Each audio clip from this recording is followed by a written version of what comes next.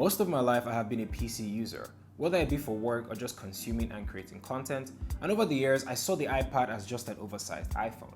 It really did not do much for me in terms of productivity until recently.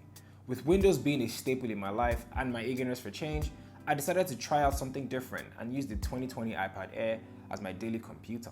So these are my thoughts.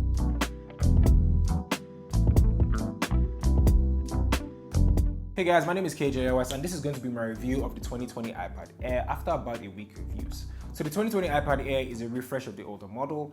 Aesthetic wise, it looks very similar to the iPad Pro with just slightly thicker bezels, one camera at the back and an all new Touch ID, but we'll talk about that later in the video. So one of the reasons I have been using this, apart from testing it for this review, is that this thing is very portable and easy to carry. It has a 10.9-inch display with an aluminum back and frame that's very easy to grip without having any issues. It's soft to touch and it's like a hybrid between how the iPhone 11 Pro feels and the grip of the iPhone 12, so it's pretty sweet. It is honestly one of the nicest computing experiences and the price isn't so steep. It's currently $600 for the base model of 64GB and $749 for the 256GB variant. I wish there was a middle ground, like an in-between model that had 128GB of storage, because for one, 64GB might be small for some, and for others, 256GB is kind of overkill.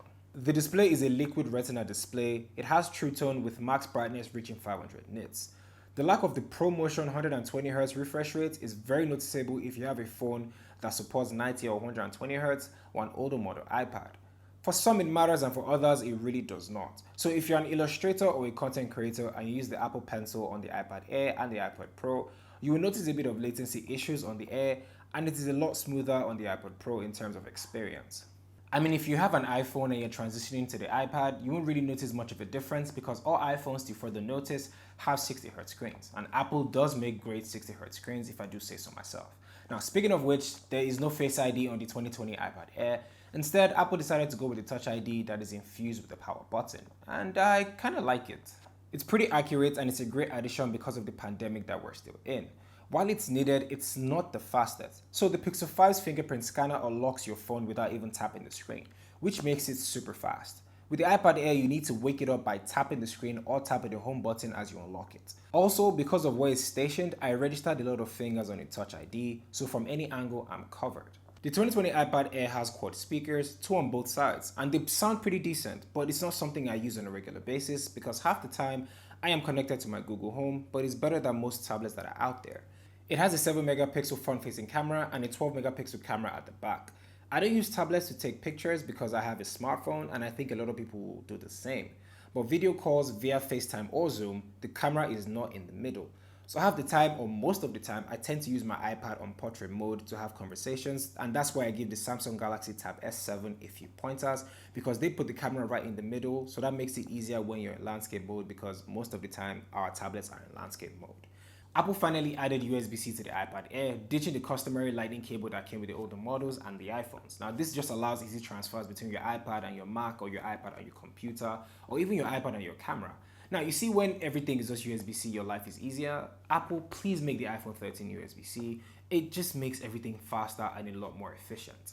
Attempting to use an iPad as my daily computer, I had to get a keyboard that was suitable enough, gave me great value and didn't cost a lot. The Magic Keyboard is pretty nice, but it's $299 and it's pretty pricey. So I went with the Logitech Folio Touch, which was about $159, and that was one of the best decisions I have made. Now the typing experience reminds me of my Surface laptop, the stand is pretty sturdy, and it offers a backlit keyboard, something the Magic Keyboard does not have, so my choice was a no-brainer. The Logitech Folio Touch supports smooth scrolling and 3-finger gesture navigations. So if you have a MacBook Pro or a MacBook Air, it will seem very similar and familiar. Logitech is the only keyboard apart from the Magic Keyboard that gets full gesture navigation support because they work hand in hand with Apple to develop their iPad accessories. And because of that relationship, Apple granted Logitech permission to use the smart connector in their accessories. So other third-party keyboards won't be able to give you the same feel and efficiency as the Logitech keyboard.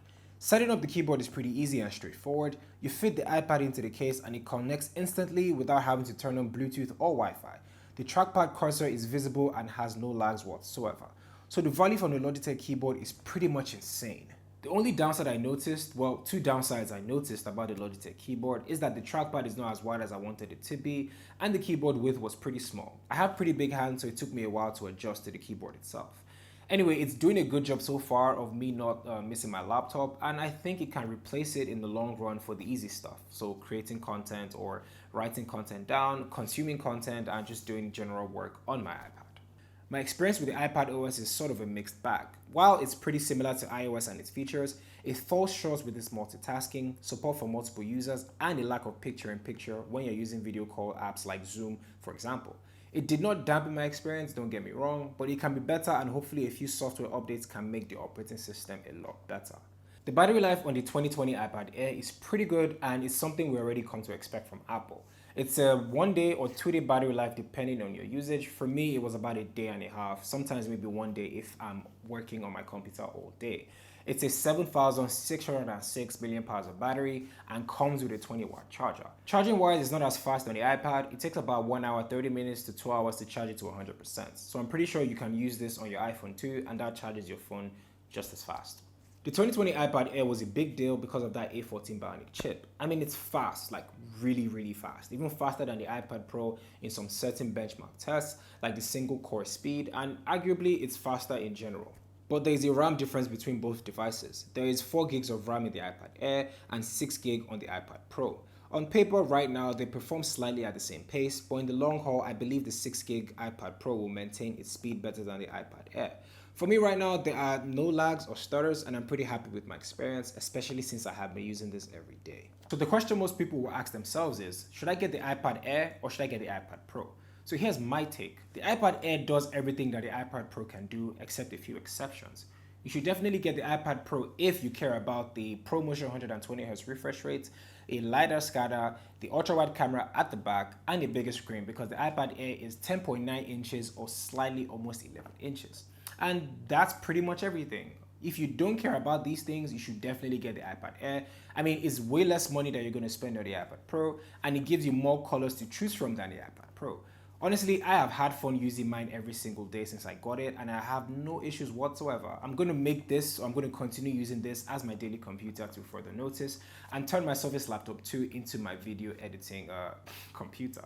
What do you think though? Would you get the iPad Air or would you get the iPad Pro? Or are you going to get an iPad to replace the computer you already have? Comment below and let me know. Thank you guys for watching. My name is KJOS, and I will catch you guys in the next one where we talk all things tech.